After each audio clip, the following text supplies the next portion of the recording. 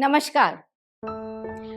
इस मनुष्य जीवन में हम कई सारी परिस्थितियों से रूबरू होते हैं और जीवन में मिलने वाले इन्हीं अनोखे अनुभवों के आधार पर एक इंसान के जीवन में आस्था का निर्माण होता है। आस्था के उदाहरण के रूप में यदि हम पिछले कुछ दशकों और वर्तमान में देखने जाएं, तो हमारे देश के ऐसे महान लोगों में स्वामी रामकृष्ण परमहंस, श्री अरबिंदो एवं आचार्य महाप्रज्ञ जी प्रमुख हैं, जिनकी आस्था ने न सिर्फ हमारे देश के लोगों को बल्कि पूरी दुनिया को जीवन दर्शन का एक नया आयाम दिया। इनमें से आज हम आपको आचार्य महाप्रज्ञ जी के जीवन से परिचित कराने वाले हैं। तो कहानी की शुरुआत होती है आज से लगभग 102 साल पहले, जब राजस्थान के टमकोर के एक छोटे से गांव में बसने वाले एक जैन श्वेतांबर तेरापंथी चौरड़िया परिवार में एक बेटे का जन्म होता है। बड़े प्यार से बेटे का नाम नथमल रखा जाता है, लेकिन किसे पता था कि सिर्फ कुछ ही महीनों की उम्र में नथमल के पिता उसके नवजात कंधों पर इस कठिन मानव जीवन का भार रखकर चल बसेंगे। लेकिन नथमल की मां ने अपने बेटे और घर का पूरा दारोमदार संभाला। नथमल की मां अक्सर अपने छोटे से बेटे को खुश करने के लिए भजन गाया करती थी और छोटा सा नथमल मां के मुंह से इन भजनों को सुनकर बड़ा खुश होता। किसी ने सही कहा है कि बचपन में सीखे गुण और अवगुण ही हमारे पूरे जीवन की पटकथा को लिखते हैं।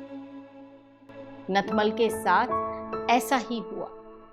धीरे धीरे ये गीत नथमल के मन पर गहरी छाप छोड़ने लगे। नथमल जब कुछ बड़े हुए तो अब बात उनकी पढ़ाई की आई, लेकिन गांव में तो कोई औपचारिक स्कूल था ही नहीं।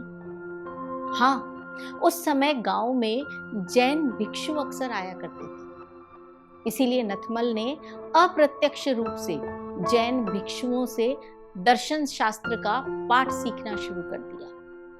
इन भिक्षुओं और दर्शन शास्त्र का छोटे से नथमल पर ऐसा प्रभाव पड़ा कि छोटी सी उम्र में उन्होंने अपनी मां से कहा कि वो सन्यासी बनना चाहता है और अपनी इच्छा के अनुरूप सिर्फ 10 साल की छोटी सी उम्र में नथमल साधु बन गए और जैन श्वेतांबर तेरापंथ के आचार्य द्वारा उन्हें भिक्षु बनने की दीक्षा मिली। यहां से छोटे से नथमल अब मुनि नथमल हो गए।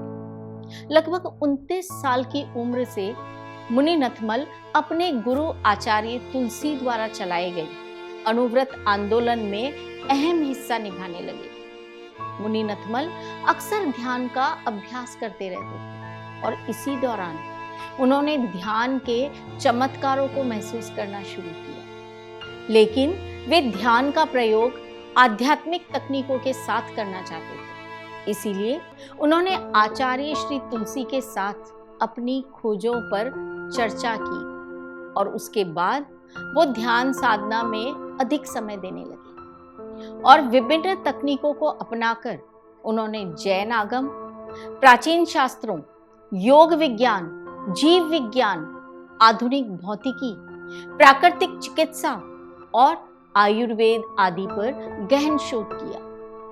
लगभग 20 सालों के गहन अभ्यास के बाद उन्होंने लगभग 1975 में प्रेक्षा ध्यान प्रणाली तैयार की।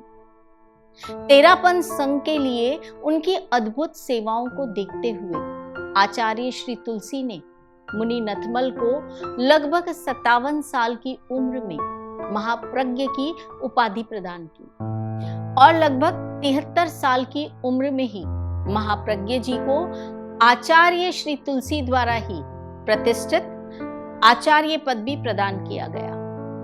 इधर दुनिया की समस्याओं को देखकर आचार्य महाप्रज्ञ का मन अक्सर परेशान रहता था।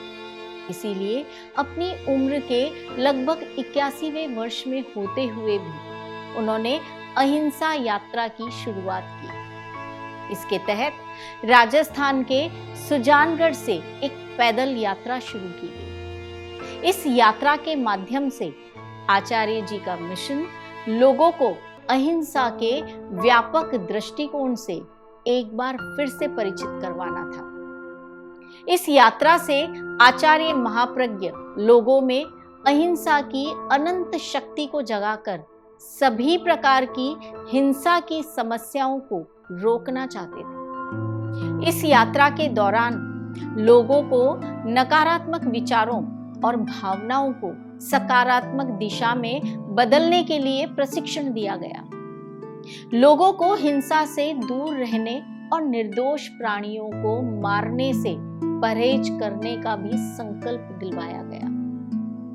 महाप्रज्ञ जी इस यात्रा को राजस्थान से गुजरात, महाराष्ट्र, दमन, मध्य प्रदेश, हरियाणा, दिल्ली, उत्तर प्रदेश के कुछ हिस्सों, पंजाब और चंडीगढ़ तक लेकर गए। इस दौरान वे भारत के 87 जिलों से गुजरे और 2400 से भी अधिक गांवों, कस्बों और शहरों में गए। महाप्रज्ञ जी ने सोचा कि उनके बाद भी इस यात्रा का मिशन सुचारू रूप से चलता रहना चाहिए। इसके लिए लगभग 40,000 स्थानीय स्वयंसेवकों को इस मिशन से जोड़ा गया। इस यात्रा में आचार्य महाप्रज्ञ ने खुली जनसभाएं भी की, जिससे वो देश के किसानों और गांव वालों से सीधे जुड़ सके। अपने प्रवचनों के माध्यम से आचार्य जी ने अहिंसा, बेरोजगारी उन्मूलन, नशा मुक्त जीवन, सांप्रदायिक सद्भावना और जीवन के व्यापक दृष्टिकोण पर जागरूकता प्रदान की। नशीली दवाओं की लत, बेरोजगारी और तनाव से पीड़ित परिवारों के साथ उन्होंने सीधे संपर्क करने के लिए स्वयंसेवकों को भी प्रेरित किया। स्वयंसेवकों के माध्यम से ये मिशन आगे चलता चला गया और लगभग 8 साल बाद ये यात्रा जूनागढ़ पर आकर समाप्त हुई। महाप्रज्ञ जी अपने जीवन के अंतिम समय में भी अपनी आस्था और वचनों के माध्यम से जन कल्याण में तत्पर थे। कहते हैं कि आचार्य महाप्रज्ञ ने 22 साल की उम्र में लिखना शुरू किया था और वो अपने जीवन के अंतिम समय तक लिखते रहे। इस तरह उन्होंने अलग अलग विषयों पर लगभग 200 से भी अधिक किताबें लिखी हैं। शायद ही ऐसा कोई विषय हो जो आचार्य महाप्रज्ञ के ज्ञान से परे हो। शोध करने वाले विद्वानों ने तो उनके ज्ञान की तुलना विश्वकोश तक से की है। ऐसे ज्ञानी पुरुष इस धरती पर विरले ही मिलते हैं। तो आपको आचार्य महाप्रज्ञ जी की कहानी कैसी लगी?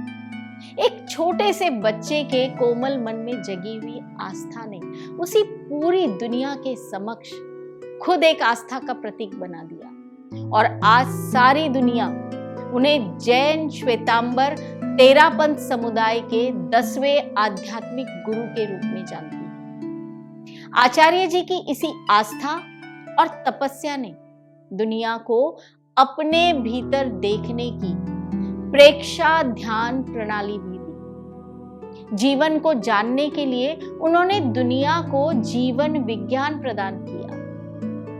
आचार्य महाप्रज्ञ ने अपने जीवन को पूरी तरह से जन कल्याण के लिए समर्पित माना और उसी अनुरूप वो जीवन के हर पल को जीव रक्षा और दूसरे के जीवन को बेहतर बनाने के लिए लगाते रहे।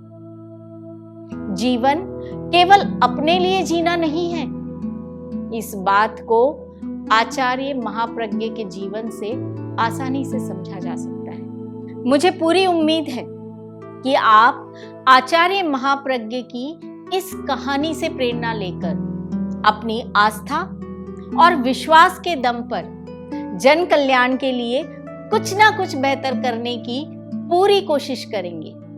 धन्यवाद।